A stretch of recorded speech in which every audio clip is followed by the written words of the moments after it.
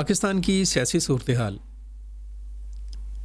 ضرورت تو یہ ہے کہ سیاستدان جو ہیں وہ واقعتاً فہم و فراست، دانشمندی، دور اندیشی اور گہری نظر کا مظاہرہ کرتے ہوئے اس نظام کو، جو سیاسی نظام ہے اور جمہوری عمل جون سا ہے، اس کو کامیابی سے آگے بڑھانے کی مشترکہ کوشش کریں۔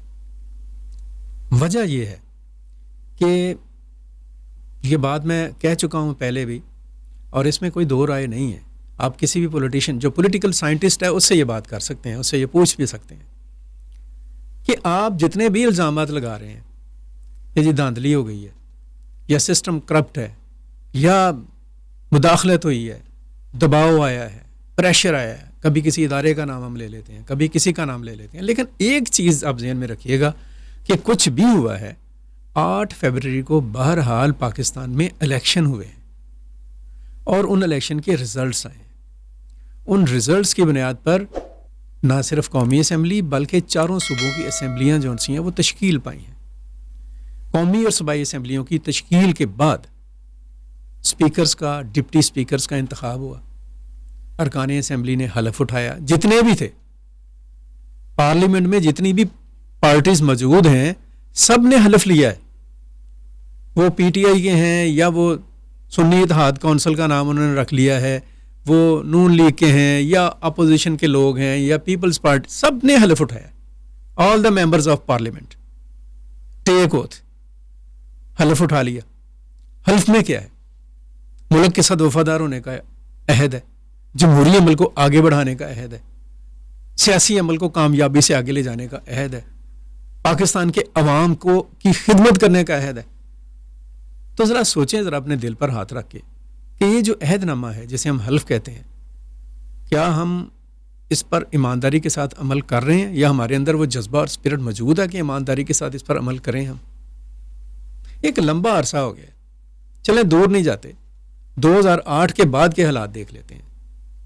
2008 میں ایک اسمبلی بنی، ایک حکومت بنی پیپلز پارٹی کی، اور جو اپوزیشن والے تھے انہوں نے شور ڈال دیا کہ دھاندلی ہوئی ہے۔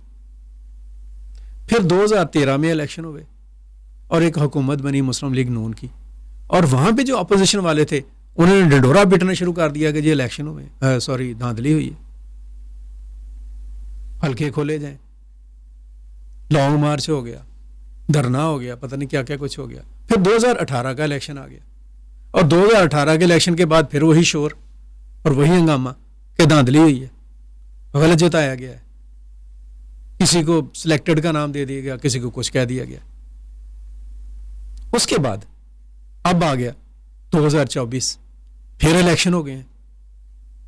الیکشن ہوئے ابھی ان کی الیکشنز کی دھول بیٹھی نہیں ہے، شور شروع ہو گیا کہ جی ہماری سیٹیں چھین لی گئی ہیں، دھاندلی کر دی گئی ہے، وہ جی ہم جیت رہے تھے ہمیں ہروا دیا گیا ہے، اور جو ہار رہے تھے ان کو جتوا دیا گیا۔ خدا کے لیے میں اپنے جو پولیٹیکل لوگ ہیں ان سے یہ درخواست کروں گا کہ یہ کب تک اس طرح کا شور مچانا ہے آپ نے؟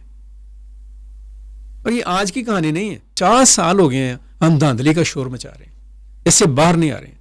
اور اس شور کا نتیجہ کیا ہوتا ہے؟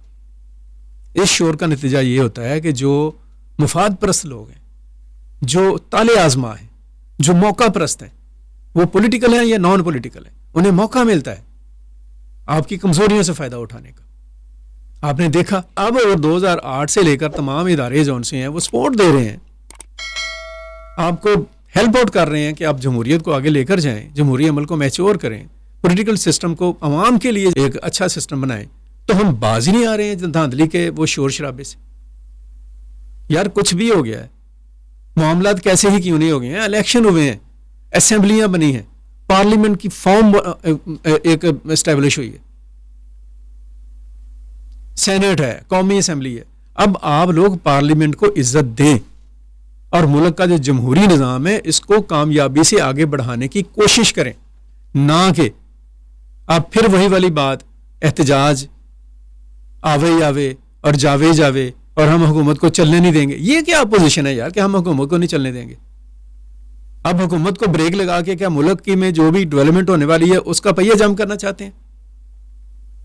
میں بڑے درد دل سے درخواست کروں گا اپنی اپوزیشن پارٹی سے، خاص طور پر تحریک انصاف کے لوگوں سے، اور ان کے ساتھ جو لوگ کھڑے ہیں، اب دیکھیں نا کھڑے کس طرح سے لوگ ہیں، ان کے پاس کیا پولیٹیکل ورتھ ہے، معذرت کے ساتھ عطا اللہ مینگل ہوں یا محمود اچکزئی ہوں، کریکٹر کیا ہے؟ اور کل کو یہی لوگ آپ کے خلاف بھی تھے، آج آپ اکٹھے ہو کے احتجاج کر رہے ہیں، اور دھرنے کا احتجاج کا نیا اعلان ہو رہا ہے. ابھی اسمبلیاں پیدا نہیں ہوئی ہیں، کھڑی نہیں ہوئی ہیں، آپ نے احتجاج کا بھی اعلان کر دیا. کس بات کا احتجاج ہے؟ اور اس احتجاج سے آپ کیا نکالیں گے؟ سسٹم کو مفلوج کرنا چاہتے ہیں، نظام کو ناکام کرنا چاہتے ہیں، ملک کو آگے بڑھنے سے روکنا چاہتے ہیں. یہ رویہ ہے ہمارا. اور اس موقع پر میں جو حکومت اور حکمران لوگ ہیں ان سے بھی درخواست کروں گا کہ آپ پر زیادہ ذمہ داری عائد ہوتی ہے کمپرومائز کی، اپنے سپیس کو بڑھانے کی. یہ بڑا آزمائش کا ٹائم ہے. پاکستان بہت مشکل میں ہے، گمبھیر قسم کے چیلنجز ہیں جن کا سامنا کر رہا ہے، اکانومی میں، اس کے بعد آپ کی سیکیورٹی میں، internal peace, law and order میں، کامن مین کے جو رائٹس ہیں اس معاملے میں، مہنگائی، غربت، بے روزگاری، افلاس، بے یقینی، ناانصافی، لا قانونیت، جرائم کی بڑھتی ہوئی شرح. آپ کو ان کا کچھ احساس نہیں ہے؟ ان چیزوں کے اوپر کیوں نہیں آپ اکٹھے ہوتے ہیں؟ اور اس سسٹم کو جیسا بھی ہے، لولا لنگڑا ہے، مفلوج ہے، معذور ہے، کمزور ہے، ناتواں ہے، جیسا بھی ہے، اس سسٹم کو آپ اپنی ول سے اور پازیٹیو ایٹیٹیوڈ سے کیوں نہیں طاقتور بناتے؟ اتنا طاقتور کہ یہ لوگوں کے لیے فائدہ مند ثابت ہو جائے. اور ایسے حالات میں کہ ادارے بھی آپ کے ساتھ کھڑے ہیں، افواج پاکستان ہے وہ آپ کے ساتھ کھڑی ہیں، عدلیہ ہے وہ آپ کو سپورٹ دینے کے لیے تیار ہے. تو آگے بڑھیں فار گاڈ سیک. یہ پروٹیسٹ اور یہ احتجاج بلا شبہ حق ہے سیاست اور جمہوریت کا، لیکن احتجاج برائے احتجاج اور اختلاف برائے اختلاف اور ہر چیز کو روند ڈالنا اور کسی بھی چیز پر ایگری نہ کرنا، یہ کہاں کا انصاف اور یہ کہاں کی سیاست ہے؟ سیاست سے اگر فراست نکل جائے نا تو پھر باقی کچھ نہیں بچتا. سو فار گاڈ سیک یہ احتجاج اور یہ جو چیخو پکار ہے اور یہ جو سارا اس قسم کا رویہ نا، اس سے باہر نکل کر پیس آف مائنڈ کے ساتھ اپنے ملک کے لیے، اپنی ریاست کے لیے، اپنے لوگوں کے لیے سوچیں. دنیا آپ کا ساتھ دینا چاہتی ہے. سعودی عرب کے وزیر خارجہ ان دنوں پاکستان میں ہیں، ایران کے صدر آ رہے ہیں، سعودی عرب کے ولی عہد بھی آ جائیں گے، ترکیہ کے صدر بھی آ جائیں گے. دنیا آپ کی طرف دیکھ رہی ہے، خاص طور پر اسلامک بلاک کے جو اہم ملک ہیں وہ آپ کو دیکھ رہے ہیں.